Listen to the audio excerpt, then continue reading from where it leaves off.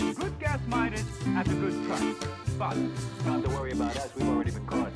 have you seen any Delicate sauce. Delicious. And can you answer our question?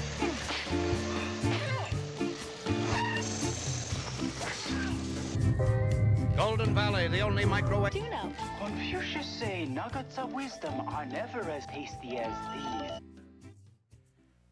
Shooting on location in this dark, damp, not so clean, I'm not complaining, I'm just describing it, auto factory had its challenges, especially when you start working and you know, as you go more and more into that 4-week deadline, you know, the pressure's on to get all of the shots. You can't come back to the factory and shoot pickup shots.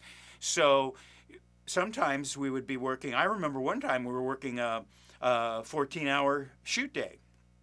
I remember we were all tired and sitting on the concrete and steps in this basement thing or whatever, something.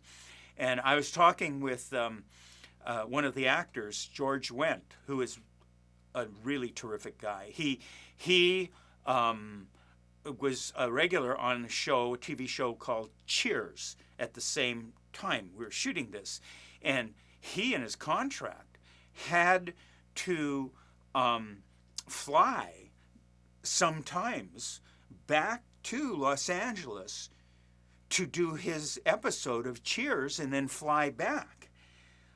I also remember that so that he would be rested, I think they bought him 2 seats, 2 adjoining first-class seats or something, so he could just, you know, zonk out or whatever. Great guy. He and I were talking, and he was talking to me. You know, it was that point in shooting on foreign location when people start missing this country, start missing the U.S. and stuff. And he was missing, I think, you know, a child that he had and stuff, and we were talking. And he said, you know what I really miss? I miss an American hamburger, cheeseburger. Okay. Actually, there was another personality doing one of the parts who was a former star pitcher for the New York Yankees. His name is Doc Alice, and he used to pitch for the Yankees when the Yankees were all winning, you know, in the early 80s or whatever, something like that. And he got visited by his wife, who flew down to Argentina to visit him. And what he told her to bring, she said, what do you want me to bring? He goes, I want A1 steak sauce. There's all this meat down here, and they don't have A1 steak sauce. Okay, so she brought that down. As we are wrapping up the shoot down there, gearing up to come back to the U.S. to start shooting in Pittsburgh, an interesting thing happened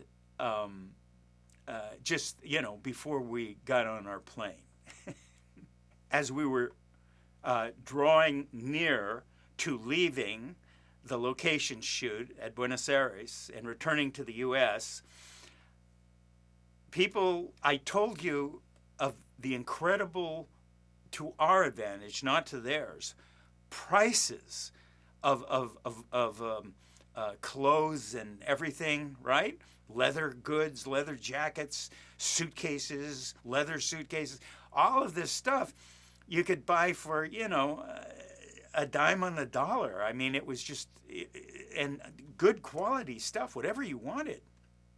And so I remember that as the shoot started ending and people started looking in their wallets and they had, for instance, money, you know, from per diem, particularly the crew, because the crew doesn't get off like the actors. They don't get a call sheet that says you don't have to work tomorrow, right? They're on 6 days a week, and their days are longer than the actors' days. So they just come and crash in the hotel and they're exhausted. If you think this is a glamorous kind of a life thing and everybody's playing, that's not what happens at all. It's almost like a survival situation. And so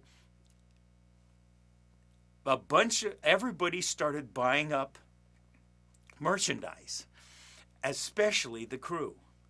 As we were just getting ready, like we're going to get on a plane in a day or 2 days, the crew went nuts shopping. They took their suitcases that they flew in with and threw them away and bought brand new suitcases, and a bunch of them, and stuffed them full of whatever the coats, jackets, shoes,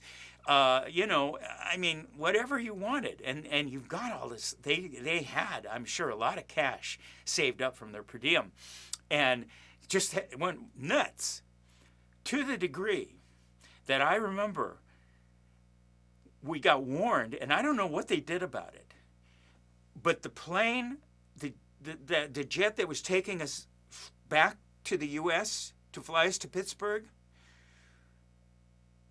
they're going, we can't leave, it's overweight. So they had to pay all of this money in penalties for baggage, and I don't know how they got all that stuff, because I remember they're going to stop the plane. It weighs too much. Okay, and it's all movie people. It's not like regular passengers and stuff like that. So we ended up packing up our overweight plane and returning to the U.S. to Pittsburgh, Pennsylvania.